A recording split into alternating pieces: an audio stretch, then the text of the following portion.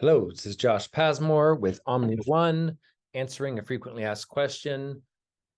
If someone messes up royally, how many strikes till they're out? And a lot of people want to know the answer to this.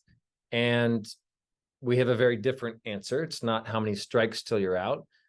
There's some laws, for example, that would pertain pretty much anywhere you go, especially if you're in a jurisdiction that has those laws. Don't kill, don't rape, don't steal, etc. Fraud, all these laws. Now, it's not illegal to lie to people. However, we may have an agreement field in our ecosystem that you can't lie. And these are measurable agreements.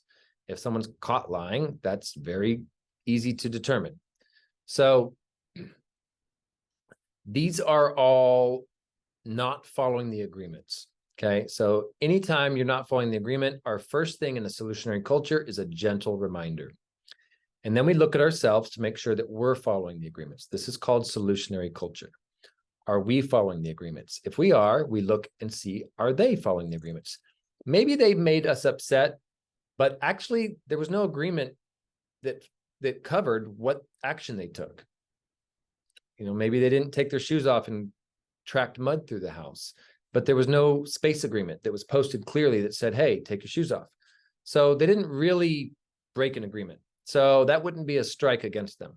However, if you want to produce a solution, you want to implement a new agreement that would solve the shoe problem, for example, you have the option to do that at this point. You realize there was no foul and you provide a solution so that in the future it doesn't happen again. That's a solutionary culture. Now, there's the time when you look at yourself, you look at them, and they did not follow an agreement. You gently remind them, hey, did you remember that we all agreed to do this?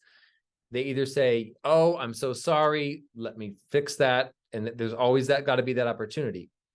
And then if not, you're in a collective agreement field. If you're in a classroom and everyone's studying and you got to be quiet in that classroom and someone's making noise and say, hey, can you remember that it's posted on the door, for example? It's a very clear space agreement for this space and this time that we're quiet. Or maybe it's a omnipresent agreement. I doubt that would be an omnipresent agreement, but let's say there's an omnipresent agreement that's always in place for this space and time. And they're going against it. Now, everyone else in that class wants it to be quiet. That's an agreement field. You don't join that class if you don't agree with the agreements. That's how they work. So you have signed up to that. You know the agreements. You've got a gentle reminder. You can continue and learn the agreement, or you can resist. Now, some people are in resistance and they keep yelling out and they're bothering everyone. They could potentially, there can be many systems that can be set up for accountability. That could be set up in the economic system. You can have an energy token that you need to pay your rent with. And if you don't pay that, have that energy token at the end of the day, then you don't get to pay your rent. And that can come in the form of following your agreements. You're providing a smooth energy with what you've agreed on. And you can always leave a field. You can always, there's no force. You just may not get reciprocated if you're working. That's the deal. And so there isn't really any strikes and you're out. You might do enough bad things and throw a big fit that you might have to leave a space. Now, to come back in that space, to come back in that role.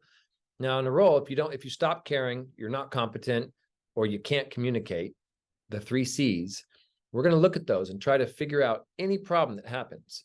Obviously, competency is a big one in a role, but if you just don't care and you're just not doing your role and you're not showing up, then that's could be even bigger. So this will lose you a role. So it'll lose you access. Doesn't mean you're out of the system. It just means you don't have that role anymore. And you may flow to another role. And that could get marked down for the future reference to people to know, hey, this guy's not accountable. He's not keeping his agreements and he's having these things. Do you want him on your team? And so people get to decide when that person comes on as a consensus as a team, do we all want to work with this person? So roles, you might still be in the ecosystem. You do something really bad, let's say rape, murder, steal, whatever, and you might lose access to the whole area, or even potentially to the ecosystem if it was bad enough. In our system currently, you can come back in through the correct training and retribution processes. You get retrained, you say you're sorry, I was in a bad mood, you take your medicine or whatever that is that caused it. We look at it, we recommit, and we move forward. That is possible. Now, are there some things that there's definitely spaces where you will not be let in again, because these are spaces. There can be many spaces. You break a space agreement, you hurt someone in that space, and you may not be able to come back to that space. As a society, there's a lot of these major crimes that will be covered and handled by the external authorities that are there, which, as we know, is not a true authority over us, but these are people who we can use the system in the current state for now until the future happens and we have our own jurisdiction and we decide how to handle these problems. For now, they're breaking a law, and they will have, potentially to deal with that and go to court. So that is our answer to how many strikes till you're out.